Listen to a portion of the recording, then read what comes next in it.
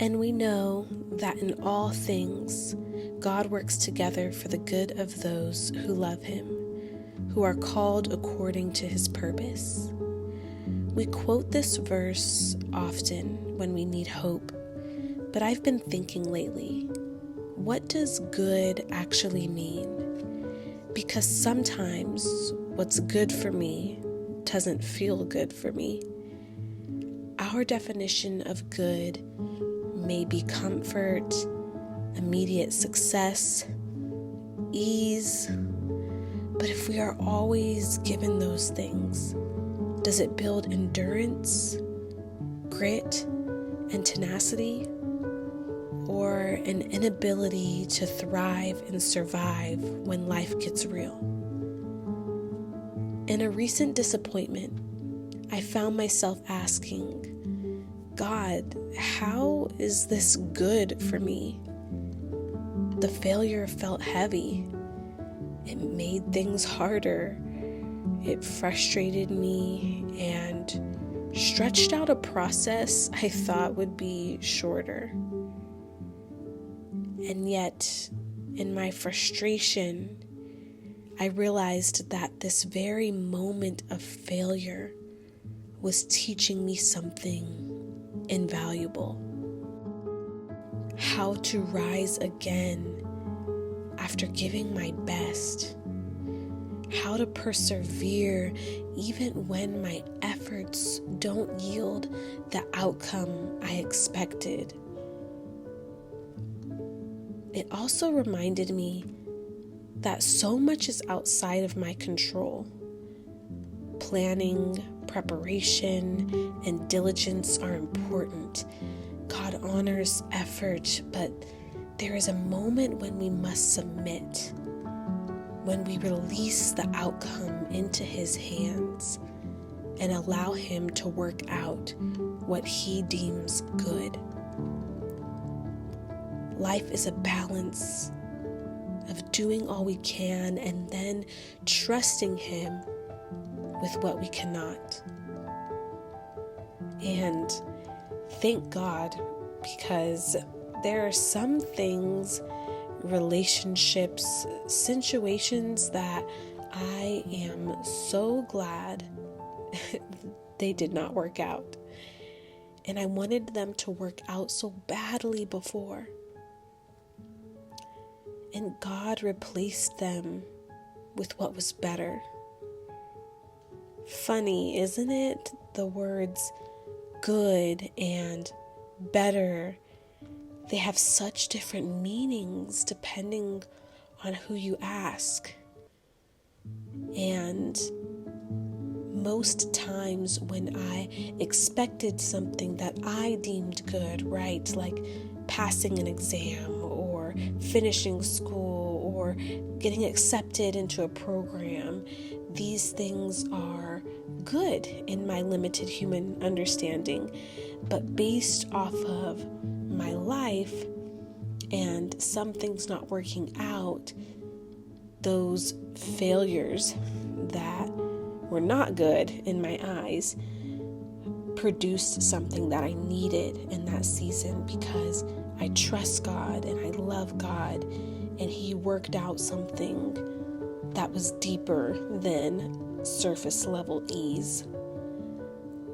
And even when we cannot see the end result, even when it hurts or feels confusing, God is weaving together experiences, disappointments, and victories for the greater good of those who love Him. And again, sometimes that good is not the ease we hoped for, but the growth, the resilience, the faith that emerges in the process, the testimony, the encouragement, whatever you decide to build later, that story that felt like it was constantly breaking you, developed you into an anomaly of endurance and a testimony of encouragement for somebody else. So maybe God's good is less about what we gain and more about who we become along the way. Money can be good, but it can make us reckless and evil.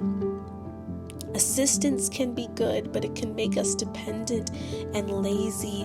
The good we want isn't always the good we need.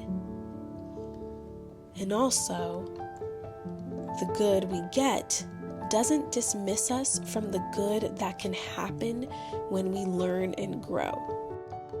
For an example, my YouTube, it was good. I never blew up or got a lot of views in the beginning because it was such a false version of myself. Hot takes, performing, podcasts, and insecurity.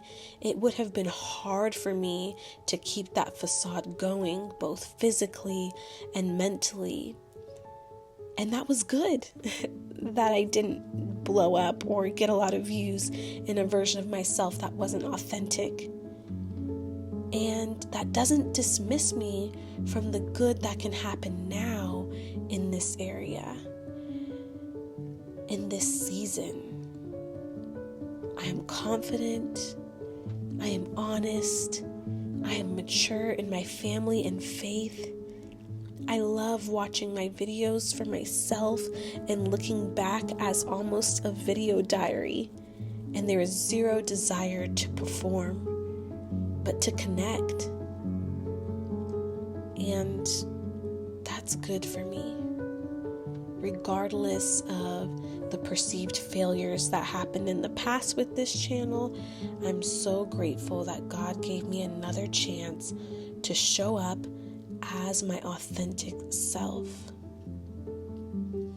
And I know this can get kind of redundant, right? The word good, but we really need to reevaluate in that verse. All things work together for the good. Even those difficulties, those moments where we may need to be refined a little bit more. We may need to be taught something a little bit better to solidify a habit, to remove a habit. And thank God that He works things together for what we need and not for what is comfortable. Sometimes God's good doesn't feel good. It feels hard, slow, and uncomfortable, but it's necessary. Failures aren't the end. They're lessons in grit, trust, and growth. And what we want isn't always what we need. And what we need often shapes who we become. When has disappointment turned out to be a hidden blessing in your life? Are you chasing the good you want or trusting the good God is giving? And what part of your life do you need to let go and leave in God's hands? Thank you for joining me on The Quiet Cup.